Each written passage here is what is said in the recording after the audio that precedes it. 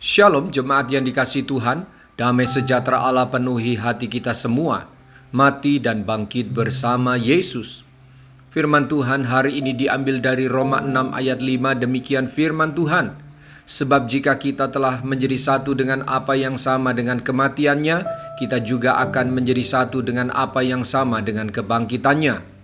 Keserupaan hidup orang Kristen dengan Tuhan Yesus Kristus dinyatakan melalui dua hal yang esensi dalam doktrin iman Kristen, yaitu keserupaan dengan kematian Yesus Kristus dan keserupaan dengan kebangkitan Yesus Kristus.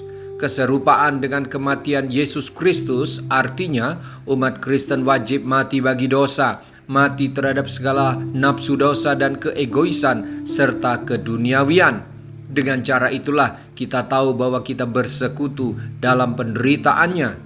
Keserupaan dengan kebangkitan Yesus Kristus artinya umat Kristen wajib menunjukkan perubahan perilaku yang baru, sifat dan respon yang baru menjadi seperti pribadi Yesus.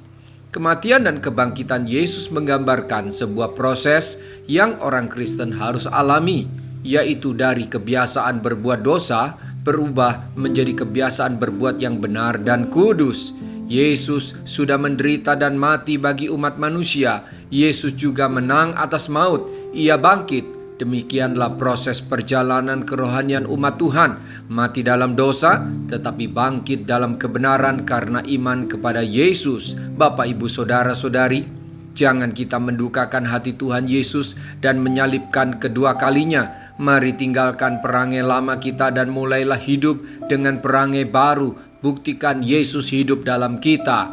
Jumat Agung dan Paskah, yaitu kematian dan kebangkitan Yesus, jangan menjadi monumen perjuangan Yesus buat manusia, tetapi jadikan sebagai teladan, sebagai pendorong, sebagai dasar diri kita hidup dalam kebenaran dan pergi memberitakan siapa Yesus yang ada di dalam kita.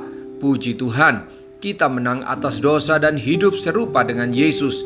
Itulah promosi kekristenan yang dahsyat untuk dunia ini. Mari kita berdoa. Tuhan Yesus, saya mengakui Engkau Tuhan dan Raja yang sudah mati dan pada hari ketiga bangkit, serta akan datang kembali sebagai Raja segala raja dan Hakim yang adil. Saya mau terus hidup dalam kebenaran sebagai umat yang telah Engkau tebus dan Engkau benarkan. Saya bersyukur menyembah Allah yang hidup bukan yang mati. Saya siap menjadi saksi kebangkitan-Mu, yaitu kebangkitan-Mu di dalam hati saya. Jadilah terus sebagai penguasa tunggal dalam hidup saya. Ya Tuhan, jadilah seperti yang Engkau mau. Dalam nama Tuhan Yesus, haleluya, amin. Sampai jumpa besok dengan suara gembala, firman Allah yang hidup. Tuhan Yesus memberkati.